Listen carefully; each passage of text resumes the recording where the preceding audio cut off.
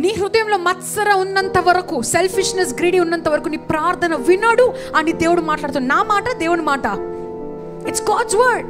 ఎందుకు వినాలి నేను? ఓకే, ఆ బిడ్డ ప్రార్థన విని ఆ బిడ్డను వాడుకోవడం మొదలు పెట్టాను అనుకో, ఆమె ఈగో ఎక్కడికో వెళ్ళిపోద్ది కదా, right? Your ego will go somewhere else because నీ ఈగోని ఇంకా దేవుడు కట్ చేయలేదు. సో నీ ఈగో కట్ అయిపోయి గ్రౌండ్ లెవెల్లో నాటుకుపోయేంత వరకు దేవుడు నేను వాడుకోడు. అయ్యా నా చిత్తము కాదు, నీ చిత్తమే, నువ్వు ఎప్పుడు వాడుకుంటావో నీ చిత్తం, నీకోసం నేను సిద్ధంగా ఉన్నానయ్యా. ఎలాంటి ట్రైనింగ్ ఉండా తీసుకెళ్తావో తీసుకెళ్ళు, ఇంకేం నేర్చుకోవాలో నేర్పించు, ఇంకెలాంటి హృదయం కలిగి ఉండాలో నాకు నేర్పించు, ఎలా నాకున్న దాంట్లో ఆశీర్వాదకరంగా ఉండాలో నాకు నేర్పించు.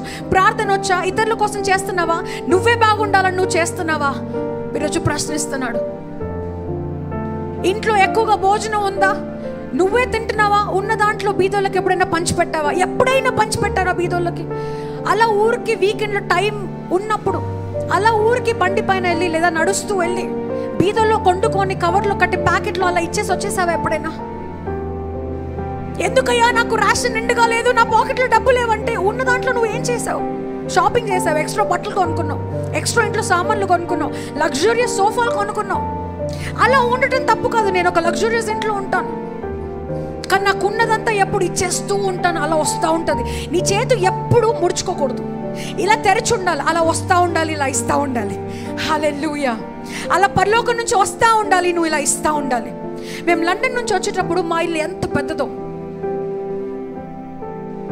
It's a duplex building in London. It's a huge house, 6,866 square feet house లండన్లో.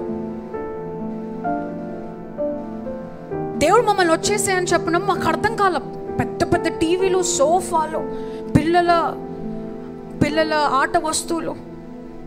మా ఇంట్లో 6 నెలల క్రితము పని చేయడానికి రావటం మొదలుపెట్టింది. పనులు అంటే ఎవ్రీడే ఇండియాలో లాగా ఉండరు. వారంకి ఒకసారి ఒక గంటకు వచ్చి toilets deep clean చేసిపోతారు.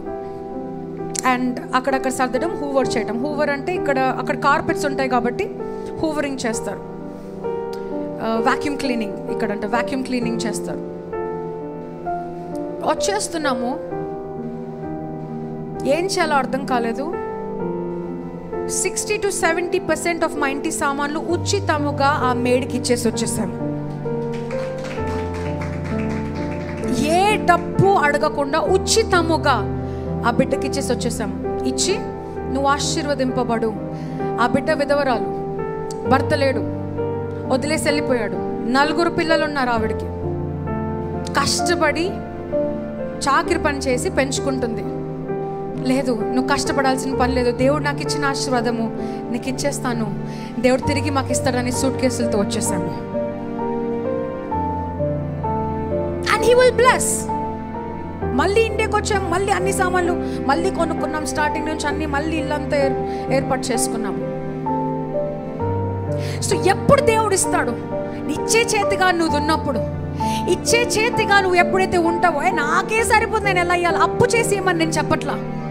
God never says give out of poverty. అప్పు చేసి ఇవ్వమని కాదు. నీకున్న దాంట్లో నీ పాత బట్టలు ఏదైనా ఉంటే, చినిగిపోయినవి కాదు, చినిగిపోనివి ఏవైనా ఉంటే, సంఘంలో ఎవరికైనా అవసరం ఉందా, ఇచ్చేయి. నువ్వు బెటర్ స్థాయిలో ఉన్నావా, వారికి ఇచ్చేసేయి. ఫస్ట్ దేవుడు బిడ్డల్ని ప్రేమించిన తర్వాత లోకంలో ఉన్న వారికి ఇచ్చేసేయి. బీదోళ్ళకి వెళ్ళి పంచి పెట్టేసాయి. అప్పుడు కారు కాదు, బంగ్లా కాదు, నువ్వు అనుకున్న దానికన్నా, ఊహించిన దానికన్నా దేవుడు అత్యధికంగా నీ జీవితంలో చేస్తాడు. ఆమేన్. ఒక్కరికి ఆశీర్వాదకరంగా ఉంటే దేవుడు నిన్ను 10 మందికి ఆశీర్వాదకరంగా మారుస్తాడు. 10 మందికి ఆశీర్వాదకరంగా ఉంటే 1000 మందికి ఆశీర్వాదకరంగా మారుస్తాడు. ఆయన హెచ్చిస్తూనే ఉంటాడు. ఆయన I did not ask you to live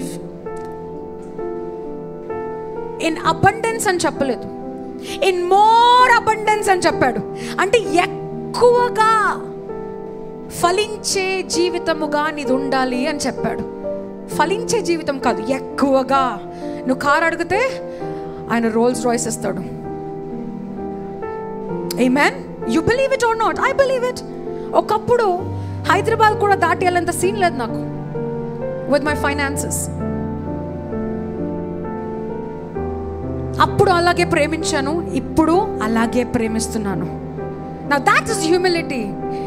డబ్బు లేకుండా ఉన్నప్పుడు హ్యూమిలిటీగా, అరే ఏం లేకుండా ఉంటేనే హంబుల్గా ఉంటారు అనుకుంటారు. అన్నీ ఉన్నప్పుడు దీన హృదయం కలిగిన వారే humble people. Amen. You're understanding what I'm saying today?